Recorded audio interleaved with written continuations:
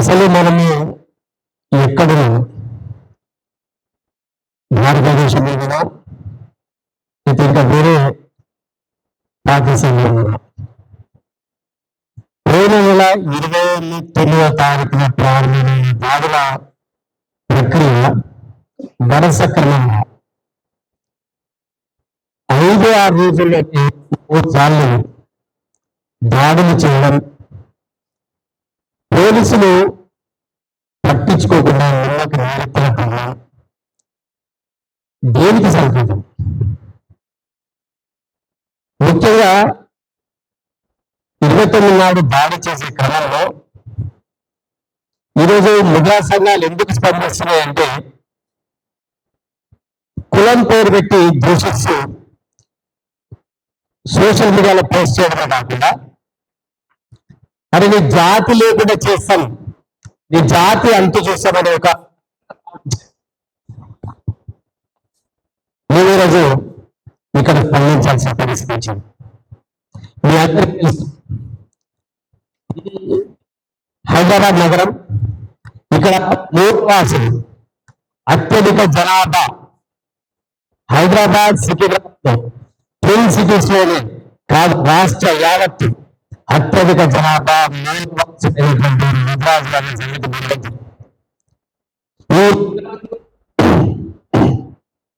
Hard core హిందుత్వ భావన కలిగి మీరు చూస్తూ ఉంటారు.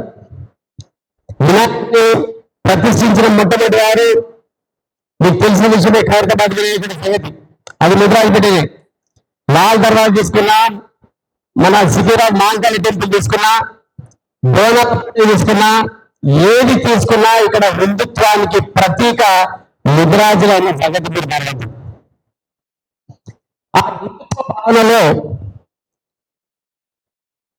ఇంకొక విషయం, అసలు ఈ ప్రాంతంలో నిజాం కాలంలో ఆనాడు ఏదైతే రజాకర్ల యూనిట్ ఉందో ఆ సమయంలో ఇక్కడ ప్రజలకు, హిందుత్వ ప్రజలను రక్షించింది ముద్రాజులు.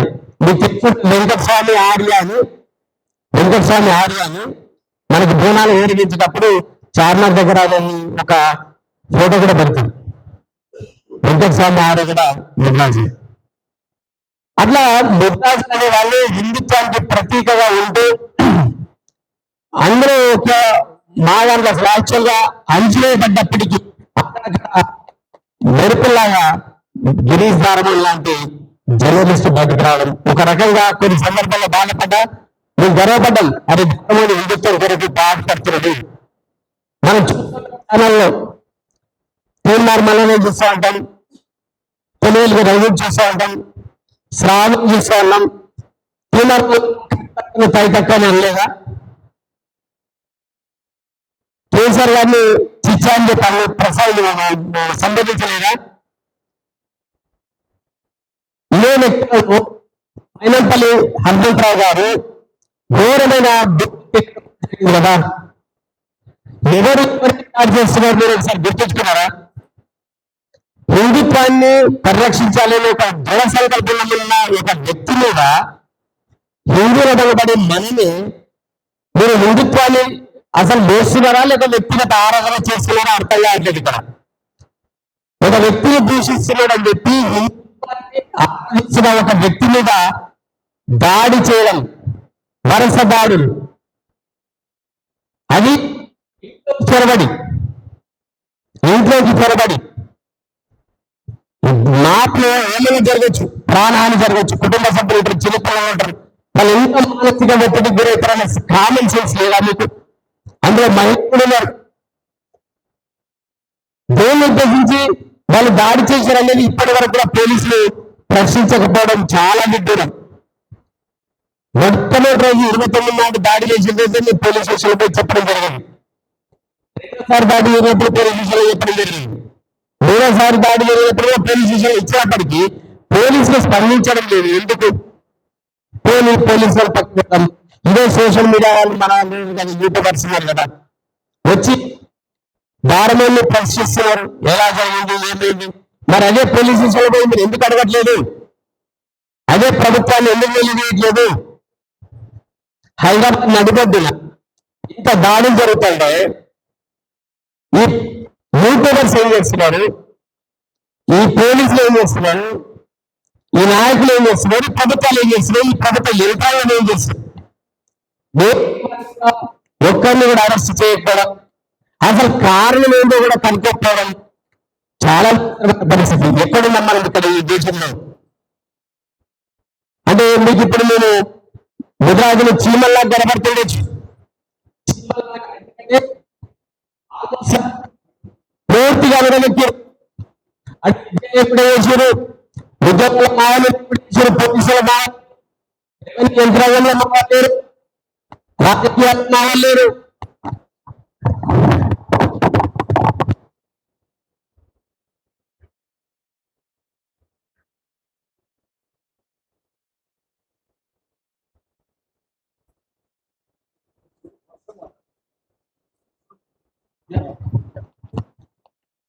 ఏది కూడా కారణం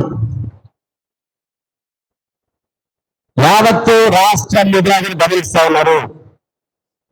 రాష్ట్రంలో జరుగుతున్న పరిణామాలు చూస్తున్నారు. ఎందుకు నిధుల మీద ఇంత అనిశ్చిత? మూలవాసులు ఒకప్పుడు ములికీలు అంటారు. ఇక్కడ ఈ ములికీలను ఉనికిలే లేకుండా చూస్తున్నారు. హైదరాబాద్ లో ఇతర ప్రాంతాల నుంచి వచ్చిన వాళ్ళ సంఖ్య ఎక్కువవుతున్నది. ఇక్కడ ఉన్నటువంటి మూలవాసులు ఎవరైతే వాళ్ళని తీసివేయడం జరుగుతుంది. అందులో భాగంగా మీరు మన ప్రయత్నం చేస్తున్నారా?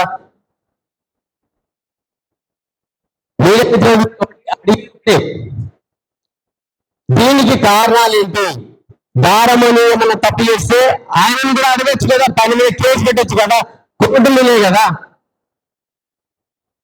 ఆ వ్యక్తులు ఎవరు అంతమంది దాడి చేస్తే దానికి కారణం ఎందుకు కనుక్కోలేకపోయారు మీరు? అంటే దాని వెనుకాలన్నది కేంద్ర మంత్రి కావచ్చు, ఇంకెవరైనా కావచ్చు, ఇంకెవరైనా కావచ్చు, ఎక్స్ప్రెషన్ కావచ్చు. కానీ విశ్లేషించాల్సిన అవసరం ఉందా లేదా? ప్రజలకు నిజాలు చెప్పాల్సిన అవసరం ఉందా లేదా? ఆ కుటుంబం ఎంత తల్లడిల్లిపోతుంది. కనీసం మానవత్వం అనేది ఉందా ఈ ప్రాంతంలో? పసిరుద్దలు ఎట్లా తల్లడిల్లుతున్నాయో మీరు చూసా మీరేమన్నా?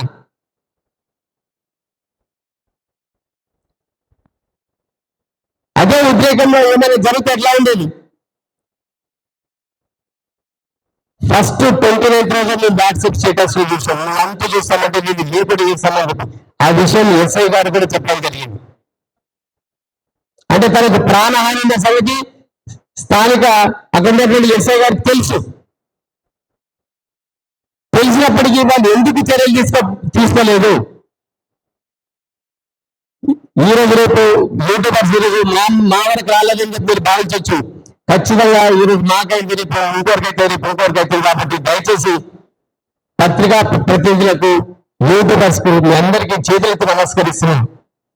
దీనికి కారణాలు ఏంటో ఇప్పటికైనా విశ్లేషించి చెప్పండి. అందరమే హిందువులే దాడి చేస్తుంటే ఇక రక్షణ ఎక్కడ?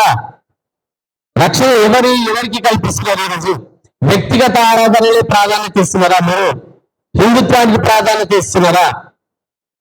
చెప్పాల్సిన బాధ్యత లేదా వీళ్ళకి?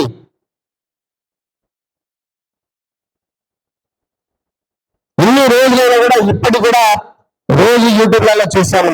చాలా యూట్యూబర్స్ కూడా రేపు ఎల్లుండి మీటింగ్ పెట్టే అవకాశం ఉంది. ఇక్కడ ముఖ్యంగా పత్రికా సంస్థాధిపతులకు కూడా మీరు రిక్వెస్ట్ చేస్తాం. ముద్రాల అంశం అంటే వాళ్ళకి లెక్కనే లేదు, పక్కకు పడేస్తారు. ముద్రాలకు సంబంధించిన ఏ అంశం కూడా వాళ్ళకు ప్రాధాన్యత కనబడదు. ఎంత పెద్ద మీటింగ్ పెట్టినా, ఏం చేసినా, ఎంత మొత్తుకున్నా వీళ్ళు ఏం లేదని చెప్పి వాళ్ళు చూస్తూ ఉంటారు. చీమలకు కనబడుతుండొచ్చు బలవంతమైన చట్టం ఏదైనా సరే, ఎంత విస్తరిపోయినా సరే చలిచీమల చేత చిక్కి చాలా గుర్తుంచుకోండి ఒకసారి. ప్రజల్లో ఇంత అసమానతలు తీసుకురావద్దు, ఇంత ప్రత్యేకమైనటువంటి ఆలోచనలతో వాళ్ళని చూడవద్దు. ప్రభుత్వాన్ని కూడా రిక్వెస్ట్ చేస్తున్నాం. ప్రభుత్వం నిధులు సత్వరం కల్పించుకొని పోలీసులను వెంబడే ఎంక్వైరీ చేసి అసలు జరిగింది ఏంటి అనే అంశాన్ని ప్రజలకు తెలపాల్సిన అవసరం ఉంది. యూట్యూబర్స్ కు రక్షణ కల్పించాల్సిన అవసరం ఉంది. పత్రికా స్వేచ్ఛ వాళ్ళకి కల్పించాల్సిన అవసరం ఉంది. వాక్ స్వాతంత్రాన్ని కాపాడాల్సిన అవసరం ఉంది. ఇక్కడ కుటుంబాలు నివసిస్తున్న కుటుంబాలకు రక్షణ కూడా ఇవ్వాల్సిన అవసరం ఉంది. ఇంట్లోకి వచ్చి దర్వాజాలు పలగొట్టి పోత కూడా కేసు పెట్టకపోవడం చాలా చాలా విడ్డూరం. ఇంట్లోకి ప్రవేశించి సాధారణంగా ఏమంటాం కానీ ఎంకరేజ్ వేరే వాళ్ళు వస్తే దానికి వేరే ప్రాంతాలకు వస్తే కూడా ఒక చిన్న అంశం కూడా తీసుకెట్టచ్చు. కాబట్టి మిత్రులకు అందరికీ సందర్భంగా తెలుపుకుంటూ ఖచ్చితంగా ఈ అంశంలో మీ అందరి సహకారం కావాలి. మీ సహోదరుడు గిరిజారముడు మరెవరో కాదు. కాబట్టి ఆయన మీద దాడి జరిగినా ఎవరి మీద దాడి జరిగినా దీన్ని మీరు వ్యక్తిగతంగా తీసుకొని దయచేసి మీ సమాజానికి ఈ దాడి జరిగిందని చెప్పి గుర్తించి దీని మీద పోలీసుల మీద ఒక ప్రత్యేకమైన ప్రెషర్ తీసుకురావాల్సిన అవసరం ఉందని చెప్పి ఈ సందర్భంగా కోరుతూ ధన్యవాదాలు.